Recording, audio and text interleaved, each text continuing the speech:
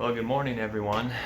This is a video recording that I'm starting. I might do a series of it. I'm not sure yet exactly. Let it be known I'm pretty nervous recording. I've never done something like this before. So we're going to give it a shot.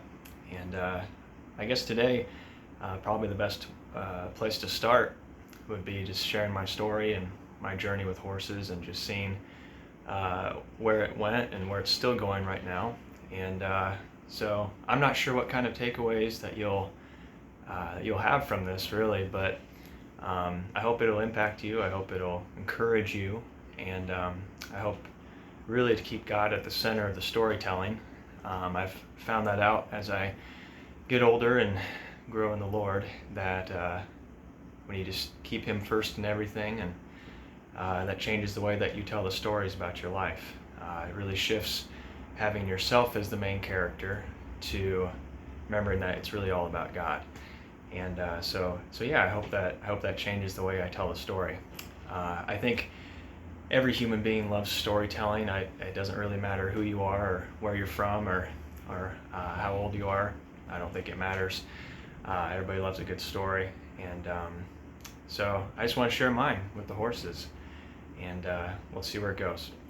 So, by the way, this might be a 45-minute video, so if you need to go do something and maybe come back to watching this, that's totally fine. I won't hold it against you. You've got a busy day, I've got a busy day, so totally fine. Come back to it later. All right, so my story with the horses, that really began, I guess, when I was a kid. You know, we had one horse my oldest sister had. Her name was Meg, and she was a cross between a quarter horse and a Hackney pony, and all of us kids rode her, and we had other animals too and stuff too. And I always loved animals growing up. God's always given me a gift with them. But I really wasn't into horses specifically for a number of years.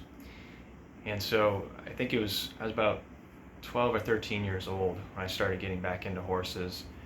It was at my church camp growing up, and there was a gal wrangler who I had a big crush on. And so I didn't know really anything about horses at that time, but like a lot of people, I took advantage of every horse ride that I could, because you wanted to be around that person of interest. Police departments call it POI, person of interest. So anyway, but I started riding horses there a little bit, and didn't go anywhere with me and that gal, obviously, and that's fine.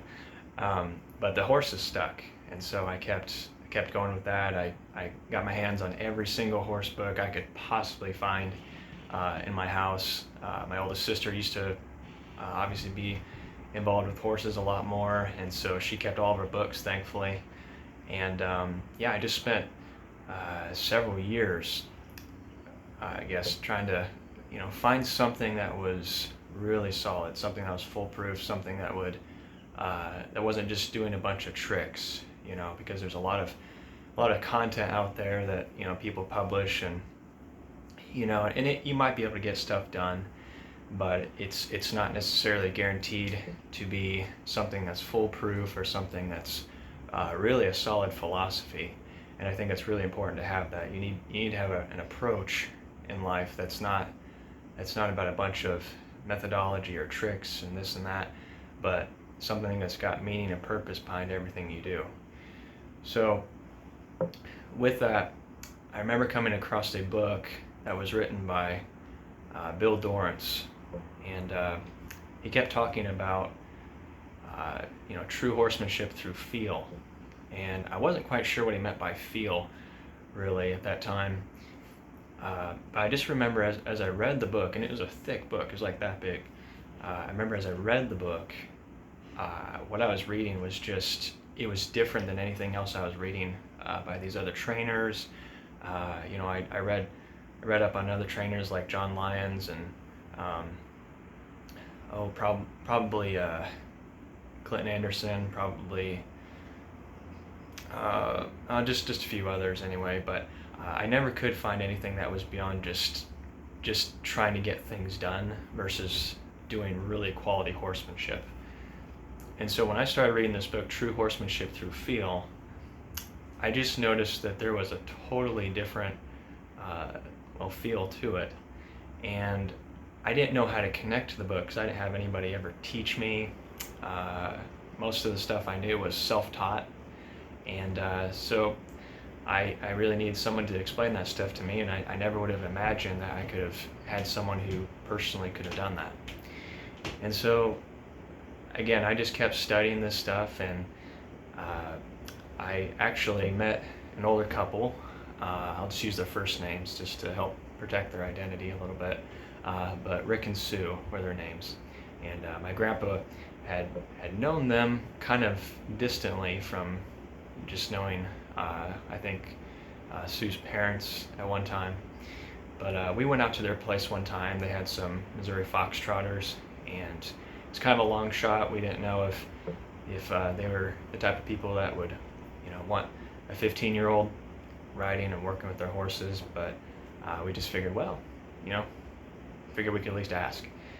And so we went out there, and they were nice folks, and to my surprise, they said, sure, he can come out and clean stalls and ride our horses, and that was it. I mean, I was floored by that, just so simple. And so I did.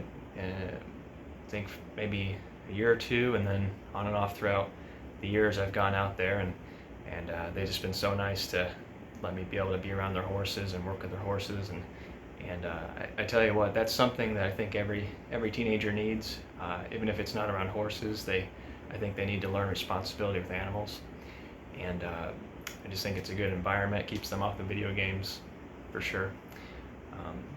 But yeah, so I got to ride their Foxtrotters, and honestly, I didn't really know what I was doing at all. I was trying all these tricks that I'd read in these magazines, and Western Horseman, all that stuff. But again, it was just a bunch of tricks. It's about methods. Is more about just getting the job done versus doing it with quality. And I was getting a little discouraged, to be honest with you, because I wanted something that was different from all those other things. And so they introduced me to another person. Again, I'll just use the first name. Her name is Paula, and she was more into Western show pleasure type of riding. And again, I was kind of a sponge at that time. I was just soaking up anything I could find, anything that sounded good. So I started doing a little volunteer work for her for a little while, and she gave me some riding lessons and tips, and some specific things about just taking care of your tack and stuff. I really learned a lot of practical things from Paula, and I appreciated that. And so I worked for her for a short time, mostly over the winter, and learned some things about just taking care of a property too, and doing a good job. And she had heard of a guy that was holding a clinic in Springfield, Illinois, coming up in that following March, I think it was. And she knew I talked about that book, True Horsemanship Through Feel, and so she was pretty sure that this guy that she was referring to practiced the same thing. And so his name was Judd Carter, and great horseman.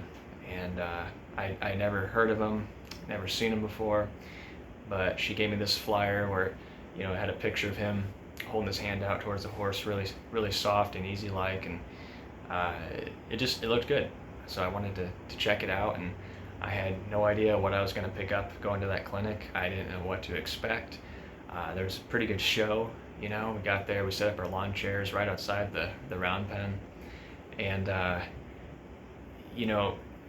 Judd, he started talking about horses and about horsemanship, and I saw the way that he started working with horses, and it was unlike anything I had ever seen in my entire life.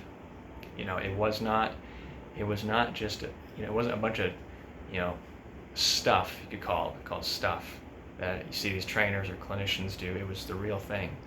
And after just watching him work with a horse, and just him doing things with horses that I did not think were possible at all, seeing him be able to do that was just so transforming for me.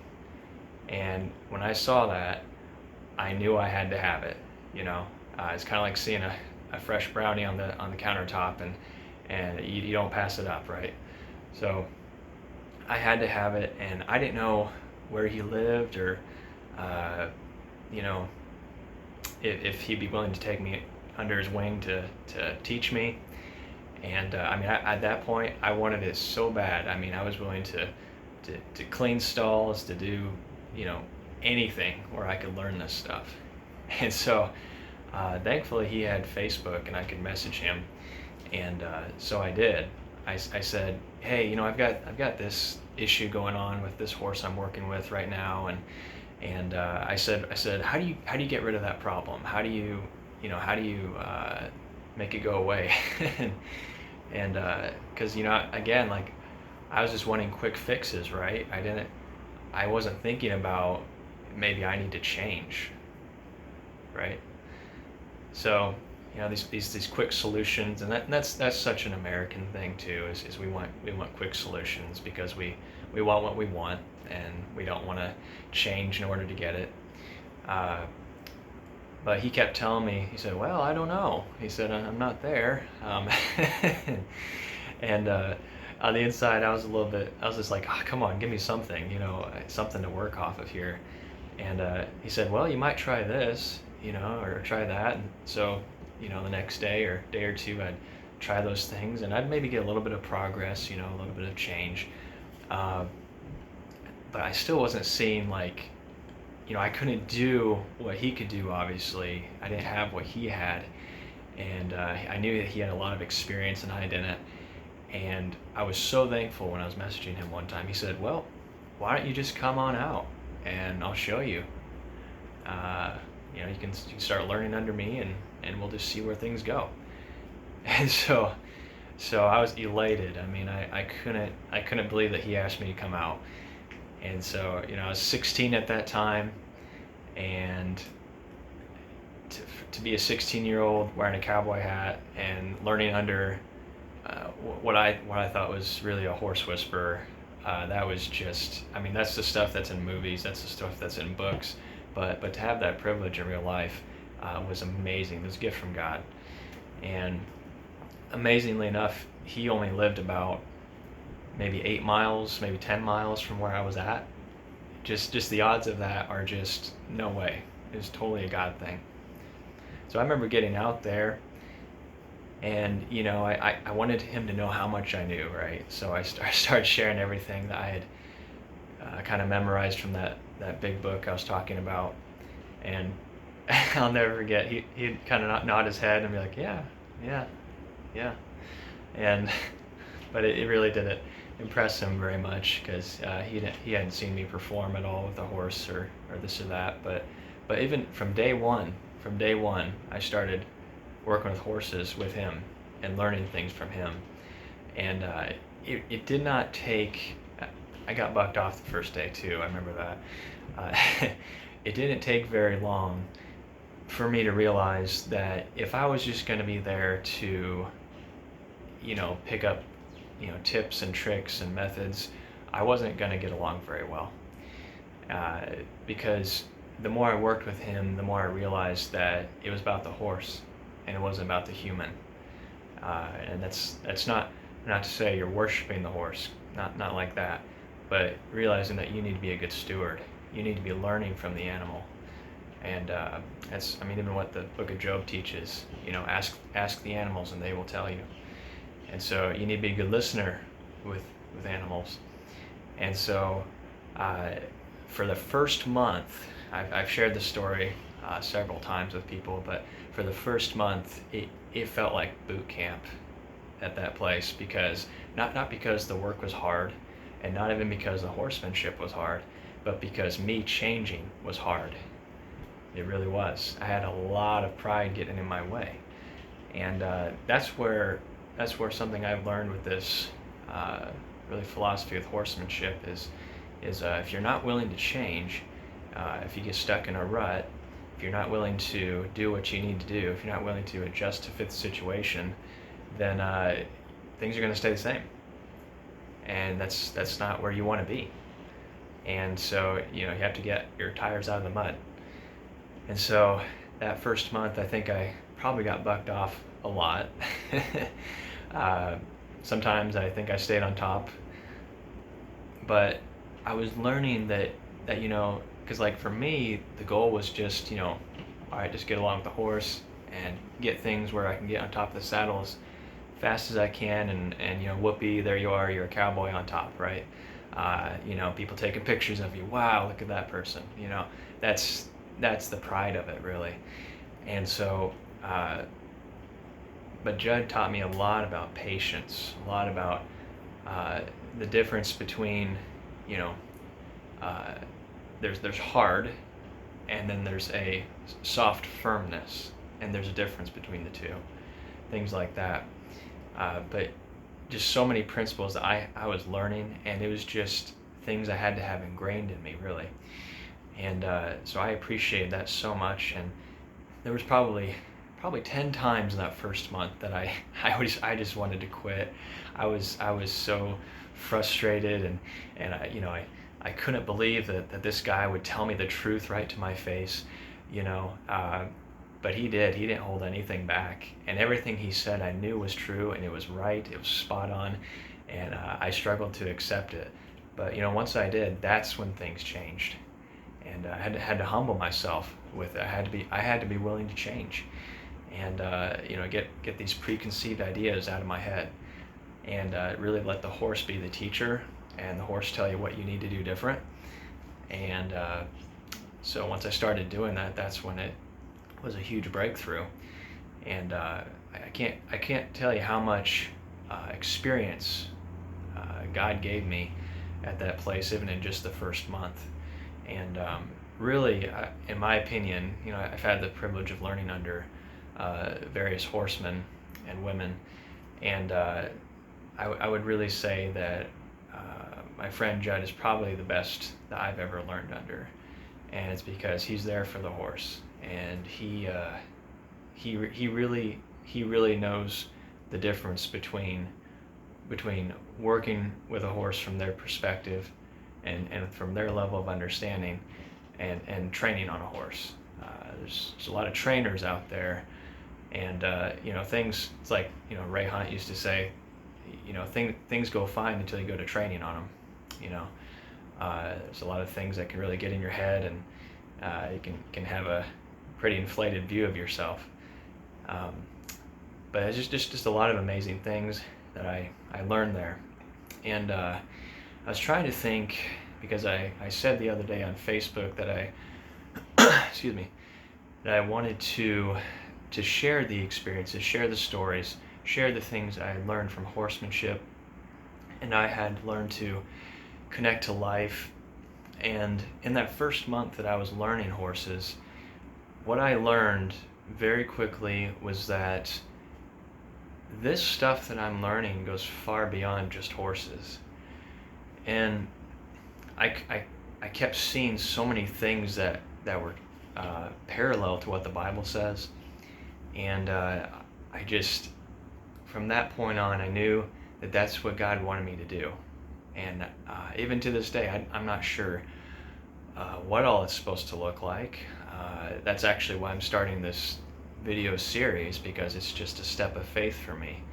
I had a good friend of mine recently encourage me that even if it doesn't make sense why you're doing something, commit your way to the Lord, trust in Him, and He will act.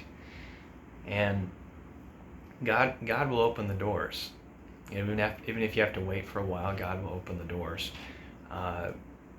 But even just getting this rust off of me that from not using my gift for a while, like this stuff I'm sharing with you, it's good to get it off. And so I hope it keeps encouraging you. And but the story I wanted to share with you today is one that if you've read my blog post before, you've probably heard this story already. Maybe you haven't, and that's fine.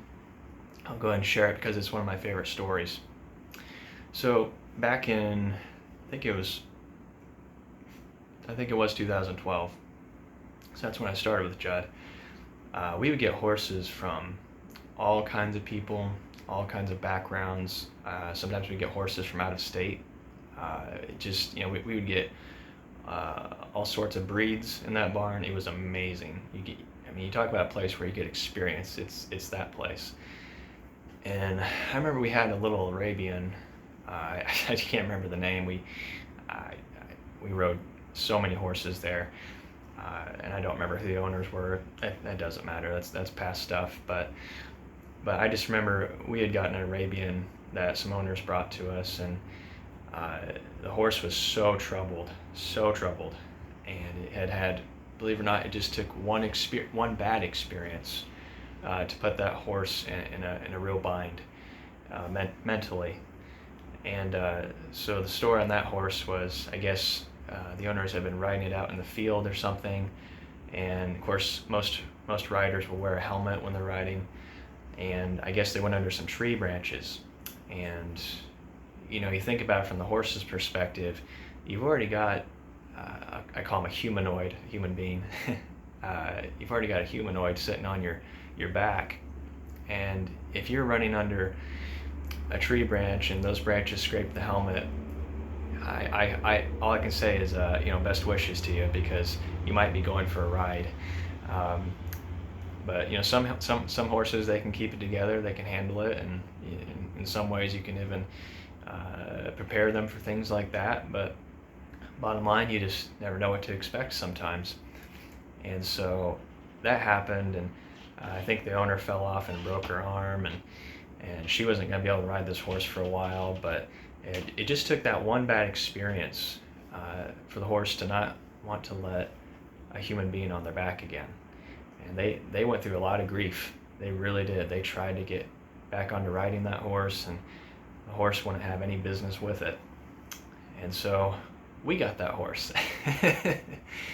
We got a lot of horses that were really, I would say, on the tail end of life if we hadn't been available. We got a lot of horses that no one else would touch. We often got horses that had been through 4 or 5 trainers already, believe it or not. And really, just by God's grace and the skills he's given both me and my friend, we were able to do things with horses and get things done and get the horse going that sometimes would make people a little upset, right? Because they couldn't accomplish what we were accomplishing. And I think that's pretty sad, really, to be jealous of somebody who can do something better. You can learn from those people. But anyway, when we started working with this horse, there's some things that we would maybe typically start with approaching them. I know with following Tom Dorrance and Ray Hunt's philosophy of horsemanship, which is all about the horse first and letting the horse show you what you need to do. Sometimes it involves checking the horse out with a flag. It's like it's meant to be an extension of your arm, so you can get the horse used to having it around his body, and just really you're doing things that are for a purpose and meaning. So any groundwork that you do with them, it's all for the purpose of the transition into the saddle. So you're always having a plan in mind for what you want to do. You're not just doing a bunch of stuff just because people tell you to. So you have purpose and meaning behind it, and that's really where we started, was checking them out with the flag, or are they fine with that, and maybe graduating to using a tarp to see if they can handle that as well, maybe. But for us, it was pretty clear very fast that this horse was going to be a lot longer than a 1-month stay. And it wasn't because we didn't have the experience, and it wasn't because we were doing anything wrong necessarily. It was just that for some horses it just takes longer than others. It's always got to be about their time frame and their way of learning, and not the human beings. And I think that's a big difference that set us apart from other trainers or anybody else, really. Was just give the horse time to do what he needs to do, and it's like Ray said, I do my thing his way. and that's a lot of freedom, and it's a lot of pressure gone too. So we started working with this horse, and I mean, every day this horse would sweat profusely and just, it was a mess, absolute mess. And it blew my mind, being 16 years old, and just to see how one one bad experience could really do a lot of damage. And of course, with horses, they're not like us in the sense that they don't reason. There's no animals reason. That God hasn't given them the ability to reason or to use rationale like He's given us. And so for a bad experience, it's not something where you can just tell them, hey, it's going to be fine, stop sweating, right? But this horse was making progress, but it was slow. It was slow. And we tried a number of, we adjusted, right? We adjusted to fit the situation. Maybe an approach that works with one horse is not something that would work very well with the next one, because they're all different. And so we changed, we adjusted, and we tried a number of things. And but there was also times where we just had to hang in there too, until it's like Ray said, you look for the slightest, how do you say it? Slightest change, smallest try, and you build on that. You notice that. If you don't notice that, you're not going to appreciate any good changes, and you might make things worse. So we did that, and there was some good small changes over time, but it was a process. Other horses we'd had in the barn before, we could literally, especially if they'd had a clean slate, they hadn't been messed with by people, a lot of them, we could actually work with them on the ground, get them saddled, and we'd be riding them on the first day. It was amazing. But for this guy, it wasn't going to be the same story, and we had to acknowledge that. And that's the thing, is when you get a difficult horse, or any difficulty in life, I guess, you've got to decide who you're going to be. You have to decide what you're going to be like. And you can have a pity party that this is so hard, let's just quit with this now. This horse is no good, we're just gonna move on. But it's not the easy horses that you learn things from. It's the difficult ones. It's the ones that are going to try your character.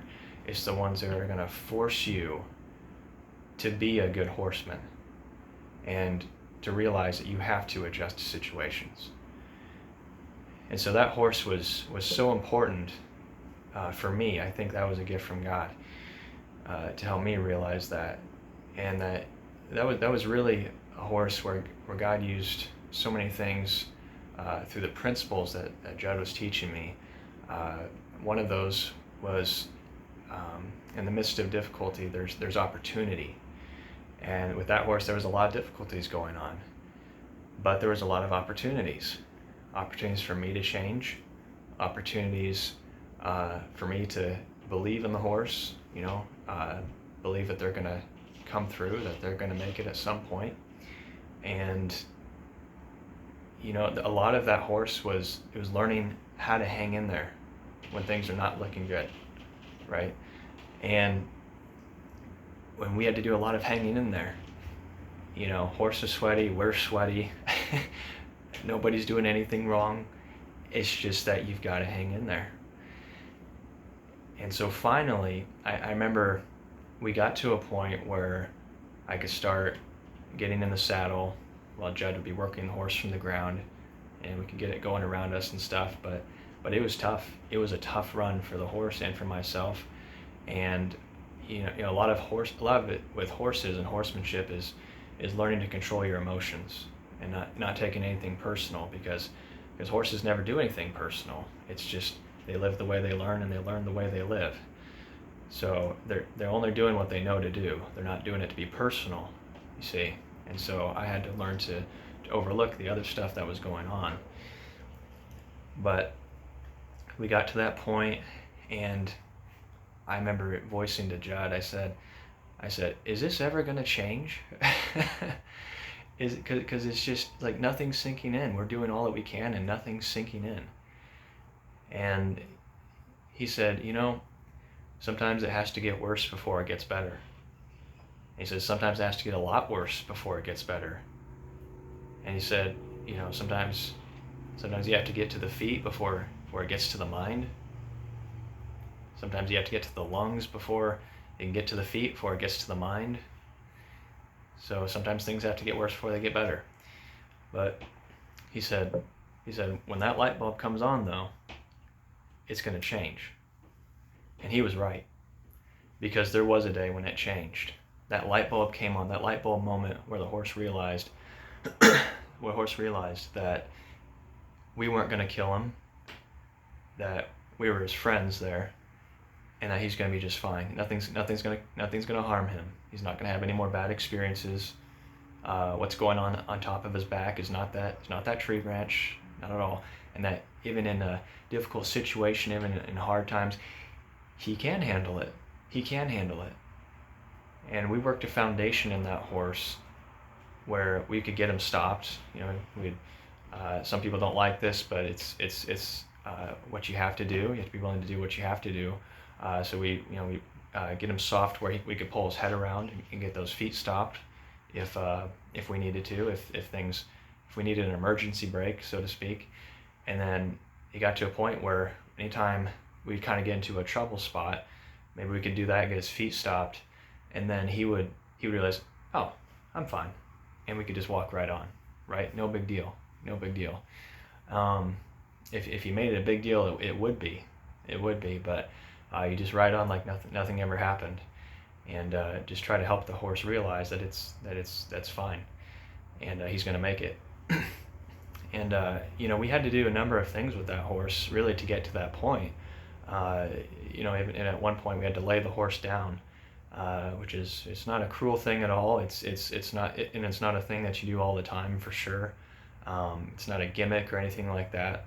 But when a horse is in a laying down position, he's in a vulnerable spot. He's essentially at his final surrender, in the sense that if he's all fours on the ground, and laid out, he can't do anything else. And that's where you as a human being get a chance to go up to him really carefully. Don't get hurt doing it, but to just even sit on him and pat on him, love on him, and let him know that he's not going to get hurt. And so we had to do that with that horse. And but after that's really where things started to change. And it can be hard. Trust can be a difficult thing if you've had a bad experience. And but just knowing that you've got loving hands involved, I think that makes all the difference. And it's when you have one who understands and is going to be there, that makes all the difference. And that's the way God is toward us. If we let him, there's a lot of good that can come our way if we let him. But yeah, before too long, I think we had that horse for 3 months, and by the end of that 3 months, it was a completely different horse. You would never know it was the same horse that came to that barn. And just what a privilege that was. For this video, believe it or not, I forgot to, here it is. Thankfully I have my Bible close by. You look at the book of Jonah. I'm not even trying to be a cowboy preacher or anything like that. That's not the goal of these videos. The goal is really to encourage you and to share what God's done in my life. That's the whole goal about it. But if you go to the book of Jonah, maybe you even have a Bible with you right now, or you can study it sometime this week. You look at Jonah, and for those of you who may not be familiar with the Bible, he was a prophet of Israel that God commanded to go and preach repentance to the Assyrians, which are in Nineveh, the Ninevites. And Jonah knew that they were a very violent people. They were a wicked people. They were Gentiles. They weren't like them. And I probably should just stop talking while I'm trying to get to Jonah here. I can't seem to multitask right now. But anyway, God said, "You're heading north," and basically Jonah said, "I'm heading south." And he did that. He even paid the fare to get on a ship to go in the opposite direction. That's Noah saying, Jonah, saying, no way, not going to do that. And so what happens is God actually hurls a storm. It's a very direct word, like it's intentional, just like you're throwing a baseball. God hurled a storm on the sea, and it caused chaos on the ship, and it got to the point where the whole crew thought they were going to perish, and Jonah was sound asleep down below, and he comes up and he realizes, you know what, this is my fault. This is all my fault. This is the reason why things are going on. And so he tells them, throw him overboard, and they do, and the storm immediately ceases. And what's amazing about Jonah, the book of Jonah, I don't know if you ever picked this up or not, but it mentions in chapter 2, it's called Jonah's prayer. In chapter 2, it mentions how Jonah, he sank down to the very bottom of the sea, and he was getting caught up in seaweed and everything. I mean, he even describes it as Sheol, as the grave, right?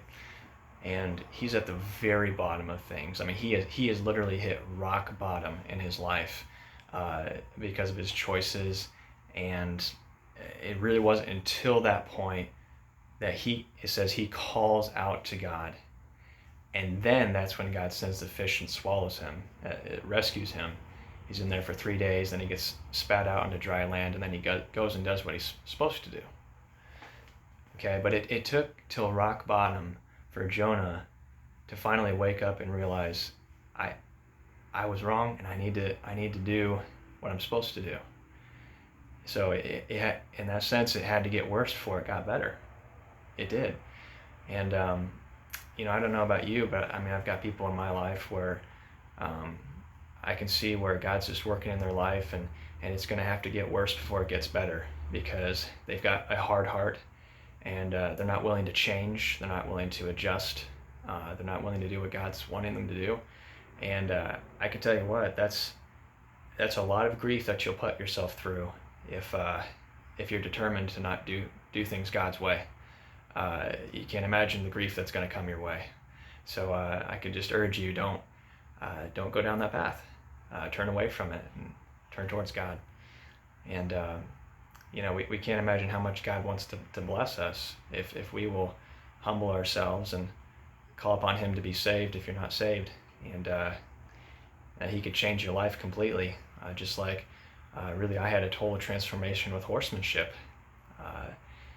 So I hope that you don't have to go through all that unnecessary darkness to get to that point, but maybe that's what it's going to take. And that's a hard thing for people to accept, that it has to be that way sometimes, but we can trust God with things like that. But sometimes it does have to get worse before it gets better.